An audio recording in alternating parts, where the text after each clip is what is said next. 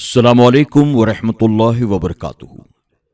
میرے پیارے آقا علیہ الصلوۃ والتسلیم کے پیارے دیوانوں، خاتون جنت حضرت فاطمہ الزہرا رضی اللہ تعالی عنہا کی کنیزوں، تذکرۃ الانبیاء کے درس نمبر 158 میں آپ تمام کا استقبال ہے۔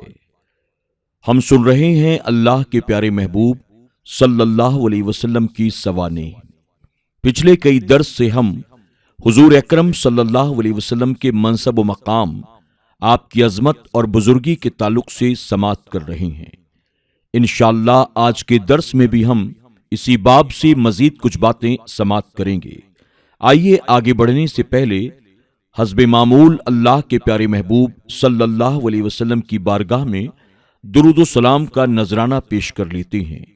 آپ تمام سامعین اکرام سے گزارش ہے کہ آپ بھی میرے ساتھ مل کر درود شریف پڑھنے کی کوشش کریں، اور ساتھ ہی آپ تمام سے یہ بھی گزارش ہے کہ اس پورے درس میں آپ جب کبھی بھی اللہ کے پیارے محبوب صلی اللہ علیہ وسلم کا نام سنیں تو ایک مرتبہ درود شریف ضرور پڑھتے رہیں۔ الصلاۃ والسلام علیک یا رسول اللہ، الصلاۃ والسلام علیک یا حبیب اللہ، الصلاۃ والسلام علیک یا نبی اللہ، وعلی آلک واصحابک یا نور اللہ، صلی اللہ تعالی علیہ وسلم۔ نبی کریم صلی اللہ علیہ وسلم کو زندگی حاصل ہے۔ انبیاء اکرام کو اپنی مزارات مطہرہ میں کامل زندگی حاصل ہے۔ ان کے بدن محفوظ ہیں، بلکہ انہیں نماز اور قرآن پڑھنے کی لذت بھی حاصل ہے، اور انبیاء اکرام کے بغیر اولیاء اعظام اور علماء اکرام کو بھی اپنے مزارات میں زندگی حاصل ہے۔ نبی کریم صلی اللہ علیہ وسلم نے فرمایا، بے شک اللہ تعالیٰ نے زمین پر حرام کر دیا ہے کہ وہ انبیاء اکرام کے جسم کو خراب کرے، یعنی تمام اجزاء ان کے محفوظ رہتے ہیں، ان کی ظاہری حیات اور قبر کی زندگی میں کوئی فرق نہیں۔ اسی وجہ سے یہ کہا گیا کہ اللہ تعالیٰ کے ولی مرتے نہیں، بلکہ ایک جہان سے دوسرے جہان کی طرف منتقل ہو جاتے ہیں۔ نبی کریم صلی اللہ علیہ وسلم نے فرمایا، اللہ تعالیٰ کے نبی زندہ ہیں، انہیں رزق دیا جاتا ہے۔ لفظ نبی میں کسی نبی کی تخصیص مراد نہیں، بلکہ جن سے نبی مراد ہے، اس لیے کہ حضور اکرم صلی اللہ علیہ وسلم نے موسیٰ علیہ السلام کو ان کی قبر میں نماز پڑھتے ہوئے دیکھا، اسی طرح ابراہیم علیہ السلام کو بھی دیکھا، اور صحیح حدیث شریف میں ہے کہ انبیاء اکرام اپنی قبروں میں زندہ ہیں، نماز ادا کرتے ہیں۔ بہقی رحمۃ اللہ تعالی علیہ نے فرمایا کہ انبیاء اکرام کا مختلف اوقات میں متعدد مقامات پر جانا عقلاً جائز ہے، جیسا کہ متعدد احادیث میں وارد ہے۔ اللہ تعالیٰ کے نبی ہمیشہ زندہ رہتے ہیں، ان کو رزق دیا جاتا ہے۔ اس رزق سے مراد مانوی رزق بھی ہو سکتا ہے اور رزق حسی بھی، بلکہ ظاہر طور پر ذہن میں فوراً آنے والا وہی رزق ہے۔ رزق مانوی دیا جاتا ہے کیونکہ اللہ تعالیٰ نے نبی کریم صلی اللہ علیہ وسلم کی امت کے شہداء کے متعلق فرمایا، مفہوم، بلکہ وہ زندہ ہیں، ان کو اپنے رب تعالیٰ کے ہاں رزق دیا جاتا ہے۔ جب نبی کی امت کے شہداء زندہ ہیں اور ان کو رزق دیا جاتا ہے تو ان کے سردار رئیس کا کیا حکم ہوگا، جبکہ یقیناً اس سردار کو مرتبہ شہادت بھی حاصل ہے، اور یہ ایک مزید سعادت ہے، ورنہ نبی کا بغیر شہادت کے وصال بھی نبی کی زندگی کا سبب ہے، کیونکہ حضور صلی اللہ علیہ وسلم کو خیبر میں بکری کا زہر آلود گوشت ایک یہودیہ نے دیا تھا، جس کا کچھ معمولی حصہ آپ نے تناول فرمایا۔ بعد میں اس گوشت نے خود ہی بتایا کہ مجھے زہر آلودہ کیا گیا ہے، تو آپ نے تناول فرمانا چھوڑ دیا، لیکن آپ کے وصال کے وقت اسی زہر کا اثر لوٹ آیا تھا تو آپ کو شہادت نصیب ہوئی۔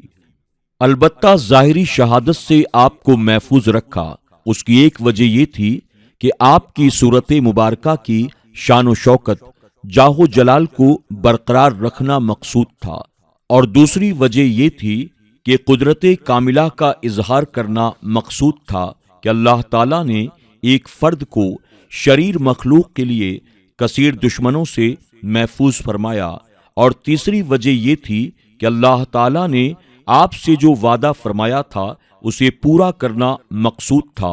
وہ وعدہ یہ تھا، اور اللہ تعالیٰ آپ کو لوگوں سے بچائے گا۔ رزق دینے کا ایک مقصد یہ ہے کہ جس طرح رزق سے انسان کی زندگی برقرار رہتی ہے، اسی طرح بغیر کھانے پینے کی چیزیں عطا کرنے کے انبیاء اکرام اور شہداء اکرام کو رب تعالیٰ یہ طاقت عطا کرتا ہے کہ وہ زندہ ہیں۔ وہ رزق مانوی ہے، جب کوئی پکارتا ہے وہ سنتے ہیں اور جواب دیتے ہیں۔ دوسرا مطلب یہ ہو سکتا ہے کہ حقیقت میں ان کو کھانے پینے کی چیزیں عطا کی جاتی ہیں۔ زیادہ ظاہری معنی ہے۔ ترمذی میں کعب بن مالک رضی اللہ تعالی عنہ سے روایت ہے کہ بے شک شہداء کی روحیں سبز رنگ کے پرندوں میں رکھی جاتی ہیں جو جنت کے پھلوں کے ساتھ متعلق ہوتی ہیں، اور ایک روایت میں آتا ہے شہداء کی روحیں سبز رنگ کے پرندوں کے پوٹوں میں رکھی جاتی ہیں، جنت میں جہاں چاہیں سیر کرتی ہیں اور جنت کے پھل کھاتی ہیں، پھر عرش کے نیچے قندیلوں کے ساتھ معلق ہو جاتی ہیں۔ مسئلہ حیات الانبیاء و شہداء و اولیاء کو تفصیلاً دیکھنا ہے تو حاوی الفتاوی، شرح الصدور، بہقی، فتح الباری اور استاذ مکرم حضرت علامہ ابو الحسنات محمد اشرف سیالوی مد ذلہ صدور کی جلاؤس کا مطالعہ کریں۔ اس رسالے میں تو صرف بطور تبرک نبی کریم صلی اللہ علیہ وسلم کا ذکر کیا جا رہا ہے جو نہایت اختصار پر مبنی ہے۔ تنبیہ: بے شک تمام فوت ہونے والے لوگ سلام و کلام کو سنتے ہیں، اور بعض دنوں میں ان کے قریبی رشتہ داروں کے اعمال ان پر پیش کیے جاتے ہیں۔ البتہ انبیاء اکرام کی زندگی عرفہ و اعلیٰ ہے، اسی طرح شہداء اکرام کی زندگی بنسبت عام شخص کے اعلیٰ ہے۔ نبی کریم صلی اللہ علیہ وسلم اور آپ کی آل پر صدقے کا حکم۔ حضرت ابو ہریرہ رضی اللہ تعالی عنہ سے مروی ہے، حضرت حسن ابن علی نے صدقہ کی کھجوروں میں سے ایک کھجور لے کر اپنے منہ میں ڈال لی۔ نبی کریم صلی اللہ علیہ وسلم نے بطور زجر کخ کخ کہا تاکہ وہ منہ سے نکال کر پھینک دے۔ پھر آپ نے فرمایا کہ تمہیں معلوم ہے ہم صدقہ نہیں کھاتے۔ کخ کخ یہ کلمہ عربی حضرات کسی کو ڈانٹنے اور جھڑکنے پر بولتے تھے جب کسی ناپسندیدہ چیز سے روکنا ہوتا تھا، جس طرح ہماری زبان میں زور دے کر کہا جاتا ہے ہوں ہوں۔ یہ کلمہ مقصد پر زیادہ دلالت کرتا ہے بنسبت یہ کہنے کے لا تفعل۔ زیادہ طور پر یہ کلمہ بچوں کے لیے بولا جاتا ہے جن کو تمیز نہیں ہوتی۔ حضور اکرم صلی اللہ علیہ وسلم کا آپ کو اس طرح زجر کرنا، اس میں زیادہ مقصد یہ تھا کہ حاضرین کو پتہ چل جائے کہ آل رسول کے لیے صدقے کا کیا حکم ہے۔